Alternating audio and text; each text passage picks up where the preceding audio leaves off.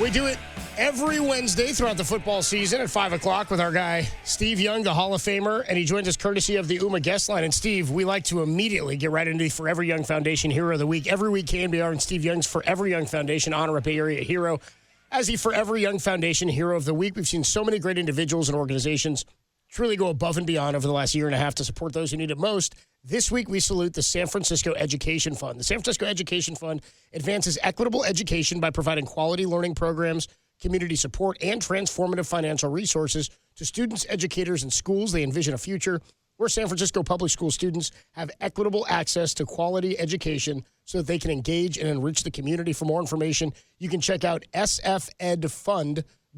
And here to talk about it is Ann Walden on the UMA guest line. What's up, Ann? How are you?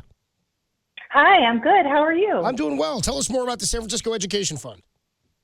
Yeah, well, thanks for kicking us off. It's exactly what you said. What we're doing is we're working with our educators and our students across San Francisco public schools, and we're doing three things. We're providing quality learning through things like literacy tutoring, but then we also do community support, which is a really robust, exciting program where we're bringing classroom volunteers and mindful volunteers and mentors and corporate volunteers all together to help our students and our educators in our schools. And then we're also providing what we think are pretty transformative financial resources through grants and other supports to our schools. Again, just to make sure that every student in San Francisco is getting the best education that we know that they deserve. Hey, Ann, Steve, and if you live in the city, what can you do to help? Yeah, you can do a lot of things. We have so many wonderful stories of how our volunteers have shaped the journeys of our students and teachers. And so what we say is you can help with time and with money and with connections. So we need 100 additional volunteers this year. Come volunteer with us once per week in our schools, help create capacity for teachers and really nurture the next generation of our San Francisco students. But we also need dollars. We need to fundraise another $200,000 to support the implementation of programs like our Create Joy Educator Grant program, which is amazing, and some of our high-impact tutoring programs. And then we want connections. You can tell your friends about this. Connect us with your companies. Help spread the word. We believe that San Francisco can live up to the promise of excellent public education, but we can only do this when we have the help of our amazing San Francisco community. Fantastic stuff. Again, if you want to get more information, sfedfund.org. Go ahead, Steve. Just a labor of love. Thank you, Ann. Of course. Thank you so much for having us. Thank you, Ann. Appreciate it. Thanks, Ann. And the Steve Young Show, we've gotten going with it now, so I guess we can get to Steve's song, right, Tim?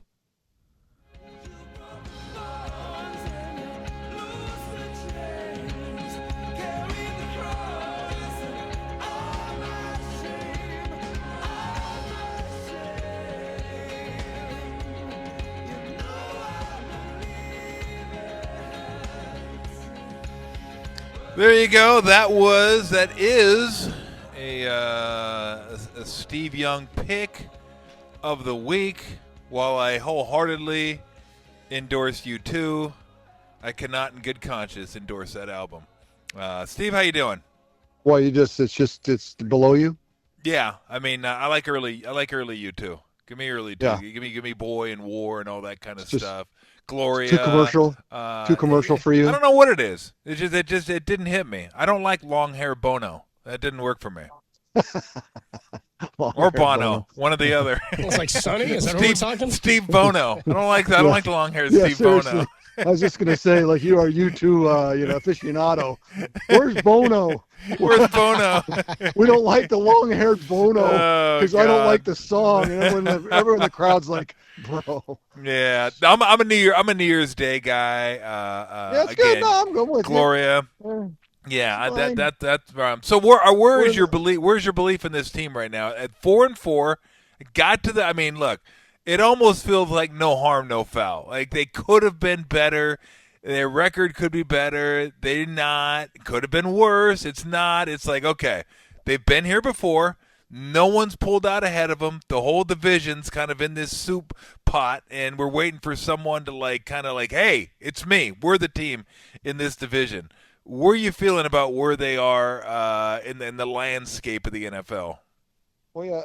I'm not going to talk about how to go win the division. I'm not going to pay attention. I know I should. Because you don't care. But no, it's just that we need to talk about what are the things that we need to do so that we can go beat the Lions or whoever it is at the end of the year, the Packers, who knows who we're going to see, and then who are we going to go beat in the Super Bowl, and how do we do it, and what's going to hold us back. And it's obviously with injuries, we're not going to be fully staffed this year. So that's okay. We get that. But what can we do? And you saw it last week. I thought it was a little bit of a middling game until what we talked about last week. Kyle with some innovation. I mean, there's some cool little wrinkles, some fun stuff that I was like, man, I like that. And put defenders in a tough spot. We're going to see tons of man. And I don't know that we're going to see a ton of zone in the future. I just think that they're going to keep bringing the man-to-man. They'll have different iterations off of it. I got to wonder, what's number 9? I don't even know. I don't even want to know his name. I mean, he's in charge of covering George Kittle on man-to-man. You're like, bro, you could be within 10 yards. George runs a simple crossing route, and he's like, I don't know, he's in center field somewhere. Like, where are you? But I think that, I'm encouraged that we get our innovation going. Brock spits out 56 yards or 50. I can't remember what it was. You know how I'm about the wholesale game, and 70-30 is that perfect match. And I thought it was a 70-30 game for Brock. It was perfect. It was, look, the ball's moving. It might be me. It might not be on script. It might be on script. I mean, but I'm good. I'm good for it. And I think that level of, kind of his involvement in the game and making sure that it happens the way he wants to is kind of the template. So if we get into big games in December and January, it feels like that's the kind of output that we're going to need from him. And I thought it was great. I get what you're saying. Winning the division's not important. You can't take your ball off of it. You take the eye off the ball. It's not the most important thing. Like, that's not their aspiration. Should be higher. And again, I'm being a little bit conflating, but I'm just saying. Yeah. Like, we need to be talking, like, if we want to get where we got to get, it's not because how do we figure out how to win the division? Because then we're going to come up short. It's really, how do we go beat the Ravens in the Super Bowl? How do we beat the Chiefs again in the Super Bowl? What do we need to do? And I'm just, there's a lot of other little things, but from the quarterback spot, I'm enjoying him expanding on his game and putting defenses in more of a bind. Like, he's not going to run. Look, he's not going to run away like Lamar Jackson, like we talked about the other day, but that 56 yards were impactful. Yep. They were important. And again, in the red zone, I might have to send some plays into Kyle, like, hey, on RPO when he carries the ball, like one time he carried the ball, it looked like it was half meant to be. It was like, I think it was supposed to be a screen. He got covered. The lineman headed out. And so he turned it into a little bit of an RPO and then ran for like 25 yards. And so putting our quarterback out into space to put more pressure on defenses when we're not fully staffed is the thing that's got to happen. Okay, so in your opinion, what is the most concerning thing to you heading toward the last 9 games of the season? What needs to tighten up for this team to get to where you think they could get to? Well, offensively, you got to figure that Christian says he's going to practice on Monday. And if he can stay, and I think if he come back and stay healthy and really kind of get into the flow of things, I mean, that's number one. Christian McCaffrey healthy for the second half of the season. That's, there's nothing, that's number 1, 2, and 3. Now, number 4 is, protection, making sure that when we run into the teams that can rush 4 and put you in a bind, that our 5 guys have got to answer. And I would say that we need to prove that. So that would be the 4th thing. The first 3 things are Christian McCaffrey, and then that one. Everyone's talking about going and getting more talent out. I don't mind. I mean, look, if they find somebody that can really help, great. But if I find people that can get in the way too. I don't want someone to come and get in the way.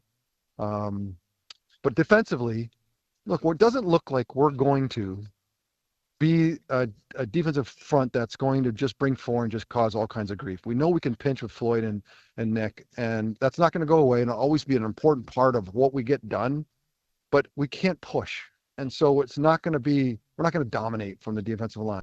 It's going to put pressure more on our secondary. And I got to admit, everyone's pretty excited about the secondary. I am too. I kind of like watching them. I like where they're going, and maybe can we become kind of a top-heavy defense instead of a line-heavy? Like our back end is kind of like, I know I'm wishful, but I don't know. It makes me feel like young guys can start to just grow into something they can start to dictate to some of the bigger teams. And like, you think you can throw it all because whenever we've played Joe Burrow, Lamar, Patrick, even Jared Goff and Love, they take it to us a little bit. And if we can answer, because we're going to see those guys in all the big games, can we shut them down from the top down? In other words, our secondary locks up, goes man, and just shuts people down. That'd be kind of cool. That's kind of I know it's aspirational, but I think it feels like we have the beginning of something like that. So that'd be cool. Yeah. I got a Steve Young on the Yuma guest line. Steve, sponsored by Putnam Family Dealerships. Car shopping driven by you and by Friedman's Appliance, proudly serving all of Northern California with a wide selection of luxury appliances. Visit them in Pleasant Hill to see the Friedman's difference. What have you thought of this rookie draft class? I mean, it seems like I can't remember a time where like 4 to 5 guys in one class were this impactful under Kyle Shanahan. I mean, it might be 6 or 7. You might be right. Yeah. And so, and impactful, and like a guy like Garendo, you're like, okay, wait a second. So the size, and then out in space, and he can fly. And wait. So Kyle, another asset to not just line up behind the guard, but kind of put him around, and he could go out wide. Christian was that kind of a player. So if we get that, those 3 guys all healthy would be so much fun for Kyle to toy with, right? And play and put people in a bind. And that could help us make up for Brandon being gone. And in ways that, could make it feel like there's people coming from everywhere, which is what we've been. And we want to recreate that. And so I think Garendo is that kind of a guy. Like watching him, you're like, I want more of that. Well, I don't know whatever that is. I want more of that. And so in that way, rookies making impact, it's kind of fun. Doesn't it feel like? Look, hold on. Let's give credit to John ahead. Lynch. that scouting group and the John Lynch, like people always getting on him about number 1 draft choices, but where he has thrived, in rounds like no one else in rounds 2 through 5. And so, when he hits, we got to take a moment and say, man, if there's a better general manager out there, then have him stand up and scream, because I'd like to hear it. All you got to do is say, be quiet. You have the floor. This is your time. No. Bro, we've been sharing this time for a long. I know better. It has been a while. This is the Tolbert and Young show. I get it. It's been that way for 30 years, bro. We're good. I'm good with it. Adam, we're all good with it. We're good. No. I am resolved and I'm settled about it. I am fine. I knew what I signed up for. Yeah, I knew what I was. Moving on. His name's on the show first. Moving on. So I'm good. We're all good with our places in the whole Tolbert ecosystem. We're fine. Oh, the Tolbert. Now I'm an ecosystem. Oh, okay, fantastic. Yeah, I get it. It's kind of humid over here. I got to be honest with you. Okay, thank you. I'm glad you are too. I'm pretty good with myself. I thought so. So is Detroit the best team in the NFC? Right now? Yeah. But you've seen this ebb and flow, especially in the game today. 20 years ago, teams came from a year or 2 away, and you saw them coming, and they never quit. And you're like, oh, they're going to be good, and they're good all the time. The game today is throw people together, little OTA, have a little whatever you call the summer camp, have 3 fake preseason games, and let's go. Yep. And so teams find fluctuations throughout the season. So we've seen that in our squad, starting 3-5, 3-4, coming back, going 10 in a row, like it happens. So right now, yeah, the Lions look amazing. But let's talk about it on Thanksgiving and remind me, because stuff just ebbs and flows. But it feels that way right now, yes. Okay. And then you wonder, are the Eagles have a pulse again? Mm-hmm. I told you they were dead as a doornail, and do you tell me they have a pulse? I'm not. I don't know. I don't know either. Talk to me Thanksgiving. Get back to me Thanksgiving. I'll let you know. So I want to ask you this, because it was we had a little bit of a back and forth texting. and I want you to expound on it. I think the listeners would find this interesting. We're talking about the whole retail wholesale thing. And for those that don't know, just to give you an idea, like Jared Goff, retail. Patrick Mahomes, wholesale. Like you can do a little bit of everything, right? Just whatever. Right? Am I right or not? Yeah, you are. Look, I think this. Please go ahead. Take the floor. Just bear with me for a minute. No, go ahead. A retail play is something that's called in the huddle, and then you run the play and get the result. Yes. And a wholesale play is essentially anything else. Correct. And then if you call a quarterback sweep out of the huddle, I would call that more of a wholesale. Anytime the quarterback carries the ball, that's more of a wholesale play. It's something that's not necessarily scripted. So that's what we're talking about. Exactly. And we're talking about and talking about all through the years, the prototype for the NFL from from Sid Luckman till Tom Brady. The prototype was amazing retail quarterback. Just call the play and get the most out of it, and that's championship football. I was more 70-30 because I'd run around a little bit and I was an anomaly. I was an oddity. I was like at the circus. They go in the other tent to go see me, like, oh yeah, look at the weird guy. But today the rule changes. We talked about this for years now. The rule changes have forced and a capitulation to you can't just play retail. There's too many yards, too many free touchdowns, free first downs for quarterbacks. And now you see all the prototype quarterbacks being drafted. Tell me the last 5, 6, 7 years, every top draft pick is somebody who has a tremendous wholesale game, we'll call it. And so in that way, you have to have it because there's too many yards. You can't leave them behind. And you guys, I've said to you guys before, I'm going to be a little conflating here, that Tom Brady and Peyton Manning as truly retail players,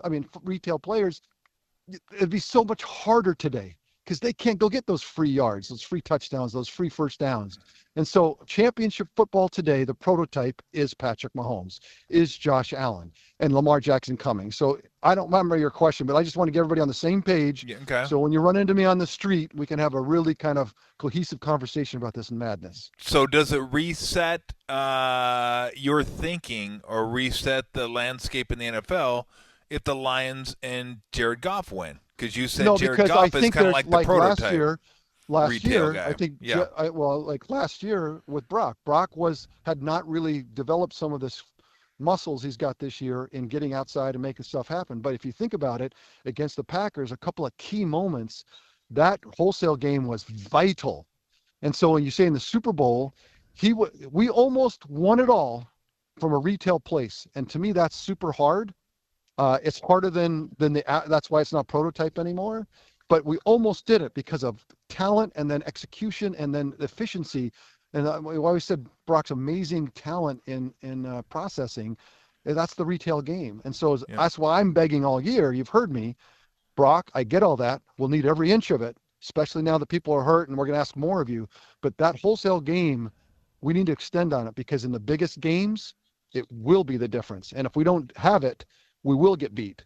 And so again, I think what you're saying is, but what if Jared Goff, who's classic prototype of the 80s and 90s and aughts, wins the Super Bowl, Steve? So what if we do that?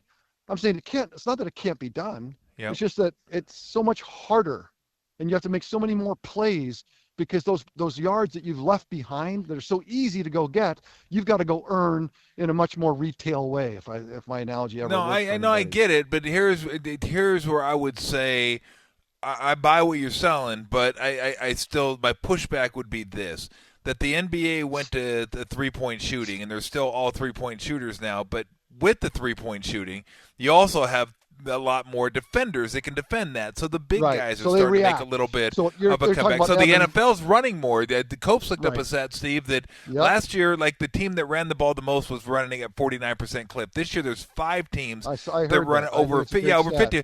So I wonder if there could be like a sea change where like all the defenses now are like, you know what, we got to build our defense to stop wholesale quarterbacks. Now the retail quarterback becomes more valuable than it was. I would say this: if you think the changes that the NFL has made for what they called safety, which didn't let people launch and they couldn't cover the ground they used to, if you're going to tell me that they're going to make the game more dangerous again and allow for defenses to become, to change the way they launch and the head first and all the stuff that they've disallowed, then I would say, I think it could ebb and flow back and forth.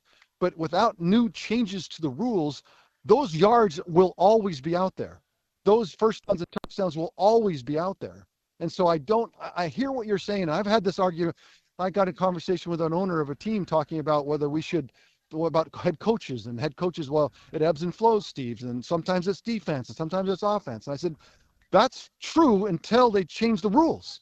And unless you think the game is going to become more dangerous to allow you more, defense and more dominant, it's not going to go that way. So it's never going to change. Now, could it ebb and flow as defenses say to themselves, we are not going to allow people, quarterbacks to throw it all over the field. There's more room. We're going to spread out and force in the running game now, because you've spread people out so much that we're going to now run the football because you've now gotten so spread out and you can't defend. Then I can see that coming and going, where like there's big, there's 65-point games every once in a while, and now all of a sudden it's a little tighter, a little more running, because defenses can, within the construct of the new rules, they're the best athletes in the world. They're going to defend, and I think it's remarkable with all the things that we've done to hamstring defenses in the NFL, how good they still are. It amazes me how they've adapted. But it's still, in my mind, you still have to cover way more ground. It's not changing. The field's not going to get smaller. They're not going to change the rules back. And so I think I'm going to be long-term right. Yeah. We'll see. Got it. To that end, we're talking to Steve. I find it interesting. That was a mess. There's two people super interested in this, and there's 60,000 people going, what the frick was that? So wholesale. No, man, Steve Young joins us on the Uma guest line. You mentioned Christian McCaffrey potentially next week, Steve. I mean, we're all excited about it. John Lynch this morning was very coy about a snap count. I think we'd all anticipate he'd be on some kind of pitch count or something when he comes on back. But if he's able to go as of next week or as of week 10, I've got the Niners in a much better position, obviously. But based on the pieces that they've discovered this year, you talked about Garendo, talk about what Jordan Mason's been able to do. I'd imagine they'll be able to have one of the best backfields, maybe the deepest in the NFC. And also, I think because of their flexibility and who they are, you could put all three of them on the field at once. I mean, but I think it's that kind of possibility to put defenses in a position where they have something that's going to threaten them. Right now, one thing that Brandon Ayuk did, and I told you this when he was trying to get signed, he gets open quick and he's got a deep threat. He's going to pull the top off, and so there's fear about what he can do. And when defense, that's in the NFL, you better have fear in their system or they're predatory. They just keep creeping and creeping. So we've lost that, and we don't have that. Now, George has his own way to get open. Debo has his own unique ways to get open, but not that. So how do we create fear? And I think we create fear with more incredibly talented people to do things that are unusual against linebackers, against safeties, out of position. And that's what they can do with formation and putting those guys on the field. So I'm like, all three of them at once, probably not. But Garendo and CMC on the field at the same time with Debo and George, I think there's threats that can be created. So I like what we're getting with the backfield, and I think it'll be helpful, not just running the football, but actually threatening in the pass game. I'd have to go back and look last year, but it felt like there were games, or maybe even games coupled together, where I won't say they forgot about Kittle, but he wasn't as involved in the offense as I think a lot of people would have liked to have seen him. This year, that hasn't been the case. He's been involved in literally every single game, and sometimes you forget, Steve, like how dynamic this guy is, because he doesn't cry for the ball. He's not a self-promoter. I mean, he loves to have fun. He's got the whole wrestling deal going on, but he loves to block. He loves to do all the other stuff. You forget sometimes maybe, like, God dang, this guy's fast. He's dynamic. Like, he needs to be involved in, like, every single game plan. That's how good he is. Well, that's how good we were last year. That's how true. Many people we had. Again, the stat, and I'm just going to keep telling people because it's unheard of. You lead the league in yards. You love the yards per attempt, Tom. You keep bringing it up. You lead the league in yards per attempt on passes behind the line of scrimmage against the rest of the league who pass all over the field, behind all screens and passes behind the line of scrimmage. You lead the league. That is insanity. And that's only because you have so much talent. Defenses are completely baffled, and you can almost do anything. And that's where we were last year. And we ran the table like no other time that maybe we'll ever see again. It was amazing. And you say, how does George Kittle get lost in that? Because it's like you're lost in this riches of stuff. And I don't think anyone meant for that to happen. Just that's how great everybody is. And how about when George caught the crossing route to make it 20, to set up the score to go up 20-10. Mm-hmm. He catches it and then he goes down the sideline and makes two guys miss and dives for the end zone. I'm like, this guy is not getting older. This guy is not fading. This guy seems like it's getting better. So, I mean, look, this year with not everybody, we need George Kittle to be player. I said it last week. He needs to be player of the month. CMC's got to be player of the month. Debo's got to be player of the month. I mean, if we're going to go the distance, that's what's got to come. So somebody asked last week, I forget who it was, or no, Tim Ryan said it, and because we were talking about, is George Kittle the greatest tight end in 49er history? And I go, probably because of his blocking, he probably is. And then I had to backtrack. I go, well, what am I talking about? Brent's the greatest tight end in 49er history. That's my guy. It's actually me who asked you. I said, are we ready to call George? Oh, it's you, yeah. Are we ready to call George better than Brent? And I go, yeah. Tom said yes, and then dude, for like 5 minutes, Steve, he just talked himself out of it. He talked to himself. He literally just talked for like 5 minutes and went, you know what? I take it back. It's Brent. I'm going with Brent. I had to get back to Brent. But people forget how good he was. I know he was a unique talent that understood the spatial relationships of other human beings. He could sense that there was somebody that was off balance slightly and turn against that kind of off balance and come open, and like you couldn't cover him. People are like, oh, we're going to cover Brent Jones. Like, no, you can't, because he will find a way through it in his unique body type. And it's just like all of a sudden he puts his big butt out and he's open. You can't cover him. And there's nothing better than an all-pro tight end, man. I mean, no one's a better friend. And then picking who's better inside the family, that's like a parent. So Tom, I wanted to give you some credit here. It's like a parent picking a favorite child. Like we can talk about who's the best, Bronco. Like, oh yeah, we can have that fight and we can figure it out. But inside our shop, we don't pick. We try not to pick favorite kids. Yeah. Well, no, it was funny one time. You told me who your favorite kid was. I'd never share it with anybody because, we have that type of relationship. But he did tell me. I don't know who Tom's favorite is. I do know that he did forget one of his kids' birthdays, Steve. So, I mean. So that's why, because he doesn't have a favorite. We've whittled it down to two. He doesn't have a favorite. I've got two that I know it could be. He doesn't have a favorite. Oh, my gosh. I do have to ask you this. Because I can't wait. I know you've never done this before. I hope you've never done this before. But what did you think when you found out, crucial part of the field, crucial time of the game, Anthony Richards said, bro, I'm tired. I need to get out of here for a play. What'd you make of that? It's funny to me. It's funny. I feel it's like, it's funny. I don't know what to say. It's a chuckle. Funny how? Like, funny like a clown? Funny not ha-ha. Funny more like weird, like it's a tough game and it's a tough position and it's just gritty. It's gritty, and so there's certain things that just are not the grittiness. Like you just can't because then you can't take it back. And I don't know. Do you think he meant to do what ended up kind of perceptually happening? Like I think he probably just thought, I am tired. I need a little break. Like, know your audience, bro. Like you got to know where you sit. It's like third and goal. Yeah. Yeah. Bro, come on, man. I was like, dude, what are you doing? I'm good. I think I'm done on this drive. I'm gonna hand it off, and then we're good. Yeah. I need a break. Well, and the challenge. Look, we laugh a little bit about it, but the challenge of the new wholesale retail quarterback. Yeah. Is some of these challenges. Like and I used to say it's like running a jackhammer for 30 seconds and then playing the violin for 30 seconds.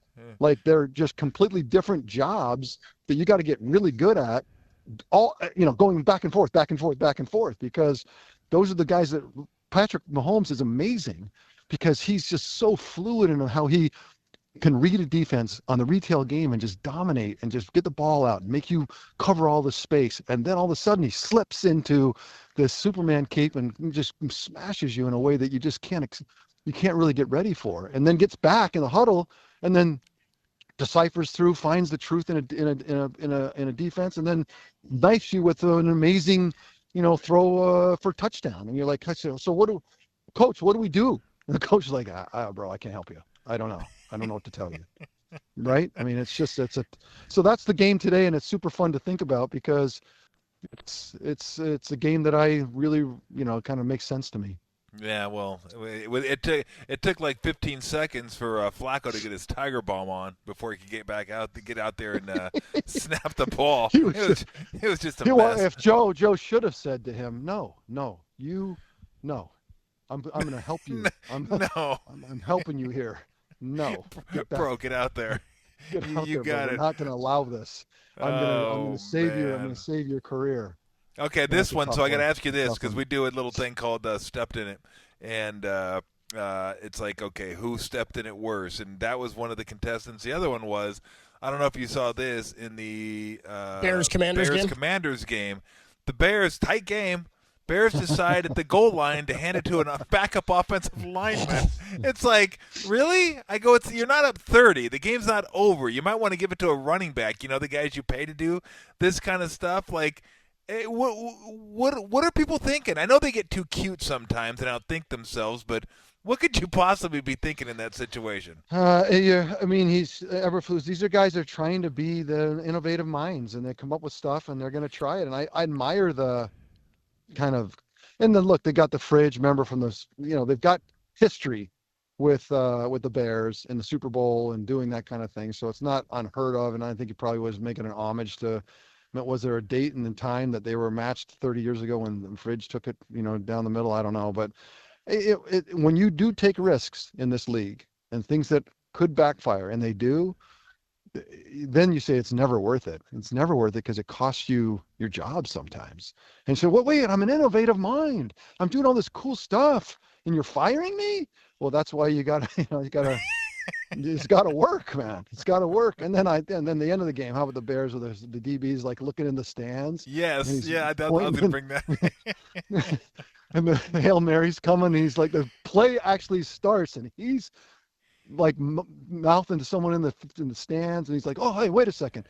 But I will tell you, on that Hail Mary, people have been talking about the defensive backs and all the screw-ups. The Hail Mary you're screwed up if you allow a quarterback 13 seconds to roam around. Yes. because the Hail Mary is all about a hive that gets built. People are down there waiting. They're ready. That's when Hail Marys work. And so that's why you got to stop Hail Marys from the get. Like, you don't rush two guys and hang around for the hive to get built, 40 yards, 50 yards down the field. The quarterback runs around and then heaves it up in the air with everybody kind of ready. You've got to have him throw it earlier so they're not fully formed, because then that's when it rarely ever works, when you don't give that quarterback another 5 seconds to get people down there. But when you give them 13 seconds and they're all kind of roaming around ready, that's the kind of goofball stuff that can happen. So I know you want to rip the DB for not paying attention, and they tipped it to the guy. That was amazing. But the mistake was, in the rush and allowing that guy to roam around. Jaden, and how good is he, by the way? How good are the Commanders? We didn't even talk about them. They're definitely fun to watch. I mean, how good are they? Because the defense, what would you rate the defense right now, today? It's better than I thought the last couple of weeks. Yeah. It's not good, but every time I watch, I'm like, they're not as bad as I thought. Yeah, I thought they were. They're better than you thought. Yeah. So it's interesting. Now that's Halloween. What does it look like at Thanksgiving? They also haven't played a quality schedule. Their wins are not against. I understand. Teams, yeah. Easy, Copes. Easy. We're not jumping on. Just answer the question. We're not on the bandwagon. I know you're worried. I'm just saying. I know you're worried that we lost our mind. I'm not worried about the Commanders, dude. The last thing I'm worried about is the Commanders. We're trying for someone in the East to play some football. That's what we're like. Who can do it? Somebody. How about this is the Cowboys. This reminds you of the playoff game against the Packers when we won the last minute throw to, and then Mike Holmgren retired and the whole thing fell apart. And I was like, this game last week, it felt like Cowboys, like, we're going to go now. Like, there's going to be some wholesale changes soon.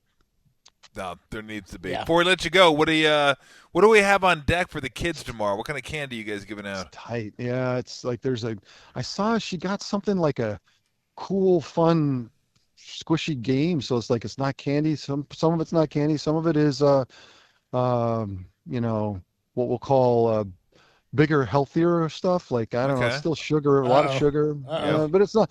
You could still stop by. No one would throw an egg at your house for it. It's legit. It's fine. Okay. And then so it's all that. It's all that. And maybe some cans of Luma. Stop. Expiration might be out for that one, bro. Dude, monk fruit doesn't go bad. You should know that. It's amazing how you remember stuff. I love the Luma. detail. You have a detailed mind, bro. I love that. I love that about you. And hey, look, I want to say this, Tom. Thank you for taking the time on air for our philosophical conversation for 10 minutes. I just really means a lot to me that you'd hear me out like it's a therapy session.